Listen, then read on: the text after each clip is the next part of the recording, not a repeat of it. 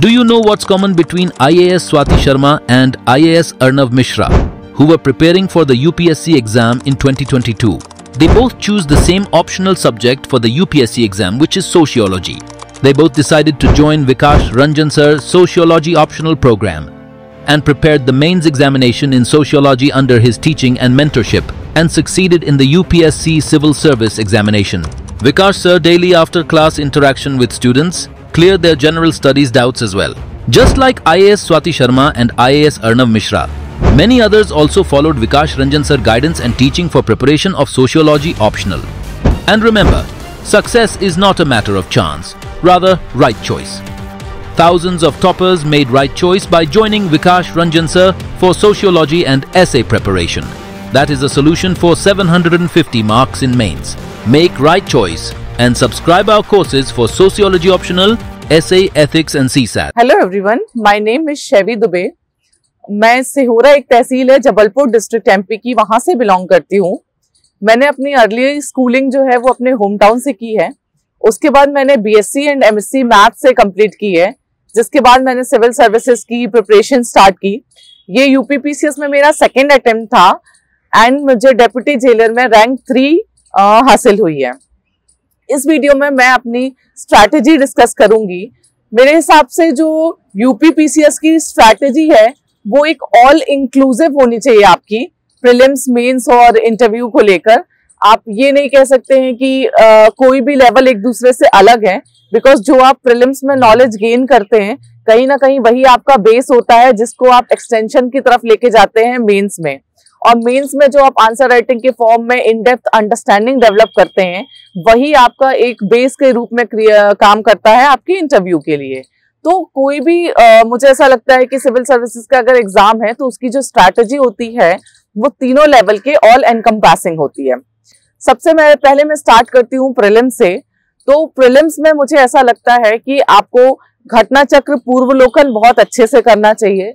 If not all subjects but at least the important subjects like polity, history, general science, जिनका weightage काफी ज्यादा है, इनकी घटना चक्र आपको बहुत अच्छे से कर लेना चाहिए। और पीवाईक्यू क्वेश्चंस भी उसी में हो जाते हैं, बट आप उसको थोड़ा एक ईयर वाइज भी पीवाईक्यू लगा के देखिए कि आप कितने क्वेश्चंस कर पा रहे हैं। सेकेंड एम्फेसिस आपका करंट अफेयर्स पे होना चाहिए कि आपको एटलीस्ट 1 ईयर का करंट अफेयर्स एंड 6 इयर्स का थॉरो करंट अफेयर्स आपके टिप्स में होना चाहिए। करंट अफेयर्स की भी अगर मैं बात करूं तो यूपीपीसीएस में फैक्चुअल करंट अफेयर्स का ज्यादा वेटेज है। आप थोड़ा एरिया आइडेंटिफाई करिए कि किस तरीके के क्वेश्चंस आते हैं और उस तरीके के अपने शॉर्ट नोट्स बनाइए। जैसे मैंने करंट अफेयर्स के लिए ई दृष्टि की मैगजीन्स की थी। उसके अलावा बहुत सारे वीडियोस आते हैं लास्ट मोमेंट पे, लास्ट 6 मंथ का करंट अफेयर, लास्ट 1 ईयर का करंट अफेयर, ऐसा मैराथन टाइप्स। आप ऐसे वीडियोस को देख सकते हैं और जो भी आपको नॉलेज नहीं पता हो उसमें से वीडियोस से अपने नोट्स में इनकलकेट कर सकते हैं। इस तरीके से अगर आप करेंगे तो आपका 70-80% जो क्वेश्चंस हैं वो कवर हो जाते हैं। उसके बाद मुझे लगता है कि अब के जो पेपर्स यूपीपीसीएस में आ रहे हैं उसमें भी एलिमिनेशन वगैरह की काफी इंपॉर्टेंस बढ़ गई है। तो आपको कुछ पेपर सॉल्व करके देखना चाहिए और आपको देखना चाहिए कि आप कितना 2 आवर्स के टाइम फ्रेम में एलिमिनेशन टेक्निक्स वगैरह लगा सकते हैं। उसके लिए मुझे ऐसा लगता है कि आपको कोई टेस्ट सीरीज लगानी चाहिए। अगर आप टेस्ट सीरीज कोचिंग में जाके ज्वाइन नहीं कर रहे हैं तब भी आप मेक श्योर करिए कि आप रूम में भी 2 आवर्स का डेडिकेटेड टाइम लें और उस टाइम फ्रेम में टेस्ट पेपर को लगा के देखें कि आप कितने अच्छे से सॉल्व कर पा रहे हैं। बिकॉज माइनस मार्किंग के कारण कई बार ये क्वेश्चन उठते हैं कि कितने क्वेश्चन अटेम्प्ट करना चाहिए। तो मुझे लगता है कि ये इंडिविजुअल टू इंडिविजुअल डिपेंड करता है। कई लोगों की एक्यूरेसी बहुत अच्छी होती है तो वो कम क्वेश्चंस भी अटेम्प्ट करके अच्छा स्कोर कर लेते हैं, और कई लोग काफी ज्यादा क्वेश्चंस भी ऑन एन एवरेज अटेम्प्ट करते हैं। तो ये डिपेंड करेगा कि आपकी कितनी नेगेटिव मार्किंग हो रही है। इस बेसिस को एनालाइज करने के लिए आपको टेस्ट देने की बहुत ज्यादा जरूरत है, जिससे आपको समझ में आएगा कि आपके लिए क्या स्ट्रैटेजी वर्कआउट कर रही है। तो अगर आप इन तीनों चीजों का कॉम्बिनेशन अच्छे से करते हैं और आप रिवीजन करते हैं, बिकॉज जैसे मैं घटना चक्र करती थी तो उसमें मुझे जो भी डाउट्स आते थे या जो मुझसे क्वेश्चंस नहीं बनते थे मैं उनके शॉर्ट नोट्स बना लेती थी ताकि मैं एग्जाम के टाइम पे उन शॉर्ट नोट्स को मल्टीपल टाइम रिवाइज कर पाऊं। मुझे ऐसा लगता है कि आप जितने बार रिवाइज करेंगे आप उतने अच्छे तरीके से अपना जो क्वेश्चन को टारगेटिंग है वो बेहतर रूप से कर सकते हैं। अब मैं आती हूँ मेंस की तरफ।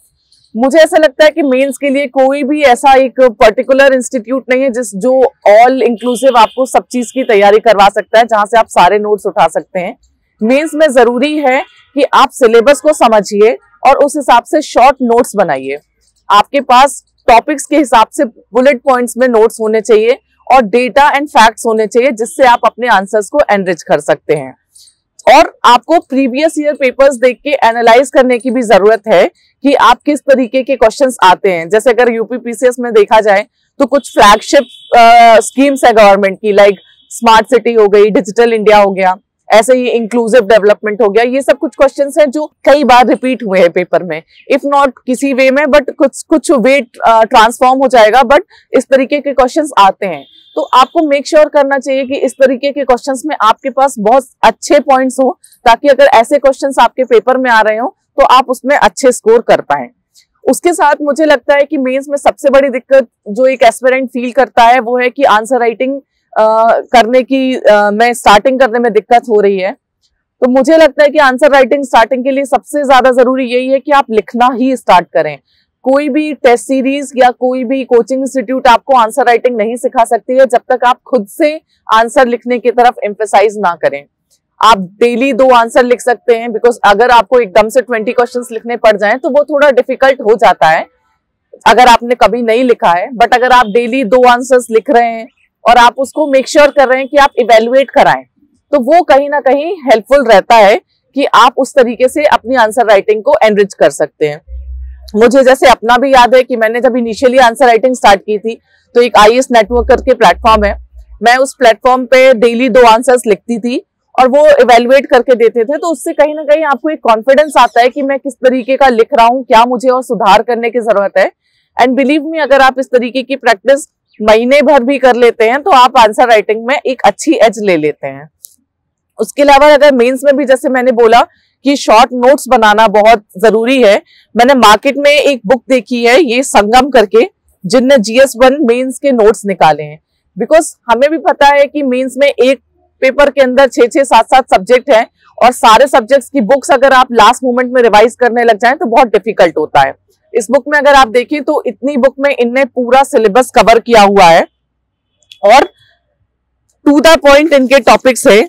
इस तरीके से ये बुक बनी हुई है, तो मतलब कलरफुल थी, मुझे काफी अच्छी लगी देख के। मुझे ऐसा लगा कि अगर मुझे भी ये बुक अपने मेंस के टाइम मिली होती तो काफी मुझे हेल्प मिलता कि मैं लास्ट मोमेंट में रिवाइज कर पाऊं। इसमें इस तरीके से इनने इंट्रोडक्शन वगैरह भी हर टॉपिक का दिया है, बिकॉज बच्चों को ये प्रॉब्लम होती है कि मैम कहाँ से स्टार्ट करें, इंट्रोडक्शन किस तरीके से लिखना चाहिए। बुलेट पॉइंट्स में इनने अपने पॉइंट्स को कवर करने की कोशिश की है एंड हर टॉपिक को कंक्लूड किया है। तो इस तरीके से मुझे लगता है कि अगर ऐसे इनिशिएटिव हर सब्जेक्ट के लिए हो मेंस के, तो ये आपको एक एज दे देते हैं। बिकॉज ऐसी बुक्स को आपको 2 या 3 बार भी मेंस के टाइम पे रिवाइज करना पड़ जाए तो आप इजिली रिवाइज कर सकते हैं। इस तरीके के आप हर सब्जेक्ट के लिए कर सकते हैं। क्योंकि यूपी में पेपर 5 और 6 इसी बार ऐड हुआ है, तो मैं स्पेसिफिकली पेपर 5 और 6 के लिए आपसे बात करना चाहूंगी। मुझे ऐसा लगता है कि पेपर 5 और 6 की सबसे बेहतरीन स्ट्रेटेजी ये है कि आप पूरे सिलेबस को नोट डाउन करें, सिलेबस में से की पॉइंट्स के शॉर्ट नोट्स बनाएं, यूपी की वेबसाइट्स को बहुत अच्छे से फॉलो करें, वेबसाइट्स में से उनकी स्कीम्स निकालें, डेटा फैक्ट्स निकालें। UP government even social media sites के माध्यम से बहुत अच्छे से अपने डेटास वगैरह को टाइम के साथ बताता रहता है, तो आप उन डेटास के भी शॉर्ट नोट्स बना सकते हैं।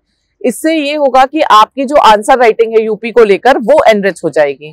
प्लस मुझे लगता है कि आपको यूपी के मैप्स वगैरह बहुत अच्छे से करना चाहिए। जैसे अगर आप क्योंकि मुझे लगता है कि जो GS 1, 2, 3 का सिलेबस है, अगर उसी को यूपी में एड ऑन कर लिया जाए तो वो यूपी स्पेसिफिक के हिसाब से तो 5 और 6 का बहुत हद तक सिलेबस कवर हो जाता है। फॉर एग्जाम्पल, अगर आप हड़प्पन सिविलाइजेशन पढ़ रहे हैं तो आपको हड़प्पन साइट्स कौन कौन सी यूपी में प्रेजेंट थी, अगर आप उस चीज को और एड ऑन कर लें तो आपका यूपी का एक वो टॉपिक कवर हो जाता है। सिमिलरली अगर आप बुद्धिज्म पढ़ रहे हैं, जैनिज्म पढ़ रहे हैं, तो आपको ये पता होना चाहिए कि कौन कौन से यूपी में उसके सेंटर्स थे। जब भी आप इन चीजों को पढ़ रहे हैं, मैं बहुत बार बार इस चीज को बोलूंगी कि आप मैप्स में एम्फसाइज करिए।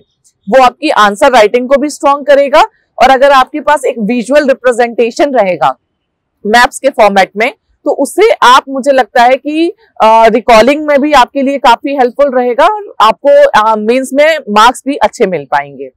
तो इस तरीके से मुझे लगता है अगर आप छोटे छोटे नोट्स बना के और ऐसे मल्टीपल रिवीजन टाइप के कोई बुक वगैरह को अगर रेफर करें, तो उससे आपके मेंस में मार्क्स एनरिच हो सकते हैं। इस पूरी प्रिपरेशन में किस तरीके से मैंने अपने टाइमिंग्स वगैरह मैनेज की, तो मुझे लगता है कि आपको एक डेडिकेटेड टाइम टेबल बनाने की जरूरत है। अगर आप टाइम टेबल और टाइम फ्रेम बना के चलेंगे तो उसमें आपको हर सब्जेक्ट को करने में बहुत सहायता मिल जाती है। जैसे कि मेरा जब अगर मेंस की बात की जाए, तो मैंने मेंस के टाइम पे इंश्योर किया था कि पूरा एक टाइम टेबल बना लिया था कि मुझे अगर एक 17 टेस्ट या 18 टेस्ट लिखने हैं तो मैं कब कौन सा टेस्ट लिखूंगी, और मैं पूरा टाइम टेबल के साथ चलती रही। उससे मुझे ये हेल्प मिली कि मेरा जो सिलेबस था वो टाइमली कवर हो गया है। सिमिलरली मुझे ऐसा लगता है कि आपको जो टाइम है वो बहुत सबसे प्रेशियस है इस एग्जाम में। जैसे कि अगर मेंस का जो टेस्ट पेपर था, उससे पहले मैंने इंश्योर किया था कि मैं 4 दिन मॉर्निंग इवनिंग लिख के देख लूं एक बार कि मैं एक्चुअल टाइम फ्रेम में उस चीज को लिख पाऊंगी या नहीं लिख पाऊंगी। तो आपकी जो स्ट्रैटेजी है उसमें टाइमिंग का बहुत इंपॉर्टेंट रोल है। अगर आप 2 दिन पढ़ रहे हैं फिर 2 दिन का गैप ले रहे हैं, तो इस तरीके से एक लंबा पेस बनाना मुश्किल होता है। ऑब्वियसली नो डाउट गैप्स की जरूरत होती है, बिकॉज एक टाइम बाद एग्जॉस्टिंग हो जाता है, एक लंबी जर्नी होती है ये। बट आप उस गैप को एक सर्टेन टाइम के बाद लीजिए, एंड उस गैप को एक कंस्ट्रक्टिव यूज की तरह लीजिए। उसमें आप अपने फ्रेंड से मिलिए, अगर आपकी कोई हॉबी है आप वो परस्यू कर सकते हैं। मुझे बैडमिंटन खेलना पसंद था, तो मैं जिस दिन मुझे ऐसा लगता था कि मेरा मन नहीं लग रहा है तो मैं 1-2 घंटे बैडमिंटन खेलने चली जाती थी। या आप फ्रेंड से मिलिए ताकि आपको बाद में फिर एक रिफ्रेशिंग फील हो और आप अच्छे से पढ़ें। बट मेक श्योर करिए कि आप पढ़ाई के बीच में गैप लें, ना कि गैप के बीच में पढ़ाई करें। तो ये एक बहुत जरूरी चीज है जिसको आपको बैलेंस करना आना चाहिए। तभी आपको, मुझे लगता है कि एक डेडिकेशन के साथ आप चेंजेस लाके अपनी प्रिपरेशन को और एनरिच कर सकते हैं। ये मेरा सेकंड अटेम्प्ट था, मैंने आपको बताया। जो मुझे लगता है कि फर्स्ट अटेम्प्ट में मेरे साथ वर्क नहीं किया था वो ये था कि मैंने फर्स्ट अटेम्प्ट पे टेस्ट सीरीज उतनी ज्यादा नहीं लगाई थी। मैंने टेस्ट एनरोल किया था, बट मैं to be very frank time bound manner में सारे टेस्ट नहीं लिख पाई थी। तो टाइम से सारे टेस्ट ना लिख पाने का एक रीजन था कि मुझे लगा कि मैं लास्ट अटेम्प्ट पेपर को क्वालिफाई नहीं कर पाई थी। बल्कि इस बार फिर मैंने इसी पे सबसे ज्यादा काम किया कि चाहे वो प्रीलिम्स रहा हो, चाहे वो मेंस रहा हो, चाहे वो इंटरव्यू रहा हो, मैंने हर चीज का अपना प्रॉपर प्रायर शेड्यूल बनाया था कि अगर प्रीलिम्स है तो मुझे इतने टेस्ट लिखने हैं, मेंस है तो मुझे इंश्योर करना है कि मैं इतने टेस्ट लिखूं, और अगर इंटरव्यू का टाइम है तो भी मैंने जो मॉक्स है उनको बनाया था कि मुझे ये 6-7 मॉक्स देने हैं और टाइम फ्रेम के अंदर मुझे देना है। तो अगर आप इस तरीके से अपनी स्ट्रैटेजी को मैनेज करके चलेंगे प्रायर बेसिस में, तो मुझे लगता है कि यही चीज थी जिसने मुझे इस बार मेरे साथ एक अलग जो मैंने फैक्टर अपनाया और जिसने मुझे सक्सेस भी दिलाई। तो मुझे लगता है कि इस चीज का रोल हो जाता है कि अगर आप चाहें, अगर आप टाइमली करें तो आपको सक्सेस मिल सकती है। कुछ लोग बोलते हैं कि सोशल मीडिया से कंप्लीटली अपने आप को कट ऑफ कर देना चाहिए अगर आप प्रिपरेशन कर रहे हैं। टू बी वेरी फ्रैंक, मैंने पूरा कट ऑफ नहीं किया था सोशल मीडिया से। मैं कहीं कहीं अवेलेबल थी, बट बहुत जुडिशियस यूज करना तो जरूरी है। इस चीज को मैं भी एग्री करती हूँ कि आप सोशल मीडिया का यूज करें बट मिसयूज ना करें। बिकॉज अगर आप पूरे टाइम, बहुत ज्यादा टाइम उसमें किल हो जाता है, ये हम भी जानते हैं। तो अगर आप उसको यूज भी कर रहे हैं तो आप उसको एक एंटरटेनमेंट सॉर्ट ऑफ रखें कि उसमें आप थोड़ा बहुत टाइम दें कि आप अपने फ्रेंड से कनेक्ट हो पाए, बट उसको बहुत ज्यादा डेडिकेटेड टाइम ना दें कि उसकी वजह से फिर आपकी पढ़ाई कॉम्प्रोमाइज हो। तो अगर आप इस चीज को कर पा रहे हैं तो ठीक है, और अगर आप नहीं कर पा रहे हैं तो फिर सोशल मीडिया बंद रखना ज्यादा बेनिफिशियल है। मुझे लगता है anything should not come at the cost of your studies. इसलिए अगर आपको ऐसा लगता है कि सोशल मीडिया आपको इतना इन्फ्लुएंस कर रहा है कि स्टडीज में कॉम्प्रोमाइज हो रहा है, तो आप उसको बंद करिए। अगर आपको लगता है कि आप सिर्फ उसको एंटरटेनमेंट पर्पज से आधे घंटे 1 घंटे दिन का यूज कर रहे हैं तो ठीक है। ये भी मैं बोल रही हूँ, ये सब अपना इंडिविजुअल पे डिपेंड करता है। मेक श्योर करिए कि आप जो टाइम टेबल बना रहे हैं वो फॉलो करिए। कई लोग बहुत ज्यादा आवर्स पढ़ लेते हैं, 12 घंटे 14 आवर्स भी पढ़ते हैं, कुछ लोग 8 घंटे 9 घंटे पढ़ते हैं। तो सबकी अपनी अपनी स्ट्रेटेजी होती है। मेरे हिसाब से जो जरूरी है कि आप जितने भी आवर्स पढ़ें उसमें फुल डेडिकेशन के साथ पढ़ें और उसमें आप कोई भी तरीके का कॉम्प्रोमाइज ना करें। कई लोग इस चीज के लिए भी रहते हैं कि मुझे कोचिंग करना चाहिए या नहीं करना चाहिए। मैंने यूपीपीसीएस के लिए कहीं भी किसी तरीके की कोई कोचिंग नहीं की है, पूरी सेल्फ स्टडी की है। और सेल्फ स्टडी के लिए मैंने जो अपनी बुक्स वगैरह यूज की हैं वो सब मैंने आपसे डिस्कस भी की हैं। स्टैंडर्ड बुक्स जो थी, जैसे पॉलिटी के लिए लक्ष्मीकांत होती है, इकोनॉमिक्स के लिए मैंने मृणाल सर का नोट्स वगैरह किया हुआ है, हिस्ट्री के लिए मैंने स्पेक्ट्रम को किया था, एंशिएंट और मेडिवल के लिए मैंने एनसीईआरटीज वगैरह की थी। और मेंस के लिए ऐसा पर्टिकुलर किसी इंस्टीट्यूट की बुक्स नहीं पढ़ी थी, बट कहीं से भी कुछ अच्छा लगता था तो मैं उसको पढ़ती थी। और न्यूज़पेपर वगैरह के एडिटोरियल्स वगैरह से, अगर जैसे यूनिफॉर्म सिविल कोड में कई बार काफी सारे एडिटोरियल्स आ जाते हैं, कुछ अच्छे पॉइंट्स मिल जाते थे तो मैं उनको अपने नोट्स में एनरिच कर लेती थी। तो इस तरीके से करके मैंने किया है और मुझे नहीं लगता कि कोचिंग का बहुत ज्यादा इंपॉर्टेंट रोल है तो आपकी अपनी डेडिकेशन का।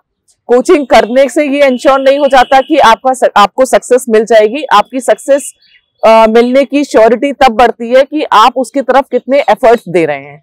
तो वो एफर्ट्स आप कोचिंग के साथ भी दे सकते हैं और कोचिंग के बिना भी दे सकते हैं। तो मैं ये नहीं बोल रही हूँ कि कोचिंग ना करना ही सही है, बिकॉज कहीं कहीं मुझे लगता है कि कोचिंग बच्चे को डिसिप्लिन करने में भी एक इम्पॉर्टेंट रोल प्ले करती है। बट ये सोलली डिपेंड करता है कि आपको किस लेवल की रिक्वायरमेंट है।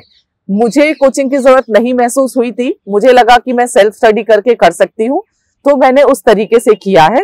बाकी लास्ट में मैं यही बोल सकती हूँ जो एस्पिरेंट्स मुझे सुन रहे हैं कि ये बहुत एक लंबी जर्नी है। अगर आप फर्स्ट अटेम्प्ट में भी निकाल रहे हैं तब भी एक ईयर लॉन्ग जर्नी होती है, तो उसमें आपको पेशेंस बहुत ज्यादा जरूरी है और अपनी गलतियों से सीखना बहुत ज्यादा जरूरी है। गलतियां सबसे होती हैं और कई लोगों को फर्स्ट अटेम्प्ट में रिजल्ट मिल जाता है, कई लोगों को कुछ टाइम लग जाता है। ये इसलिए होता है कि आप अपनी चीजों में कितनी क्लैरिटी लेके आते हैं।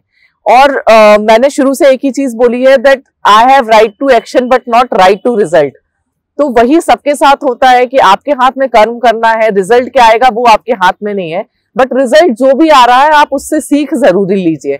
आपको अगर लग रहा है कि कोई चीज कमियां रह गई थी तो आप उन कमियों पे काम करिए और आप उस पे आगे बढ़िए। मेक श्योर करिए कि जो आपकी प्रॉब्लम्स रह गई थी वो दोबारा ना हो। अगर आप इस तरीके से अपनी गलतियों पे काम करते करते और सुधार करेंगे तो मुझे लगता है आपको सक्सेस जरूर मिलेगी। मैं बहुत थैंक्स करूंगी दिल्ली नॉलेज ट्रैक का भी, जिनने अपने माध्यम से मुझे एक प्लेटफॉर्म प्रोवाइड किया कि मैंने जो भी अपनी एक जर्नी इस यूपीपीसीएस के लिए जी है वो मैं आप सबके साथ शेयर कर सकूं। और अगर इससे कुछ स्टूडेंट्स को भी बेनिफिट मिलता है तो मैं अपने आप को बहुत अच्छा फील कर पाऊंगी। बाकी जो भी फेलो एस्पिरेंट्स है, आई वुड से कि आप बहुत अच्छे से तैयारी करते रहिए, एक अच्छी स्ट्रैटेजी को फॉलो करिए, आप अपनी एक अच्छी डेडिकेटेड स्ट्रैटेजी बनाइए और उससे आपको जरूर सक्सेस मिलेगी। I wish you all a very best of luck. Thank you.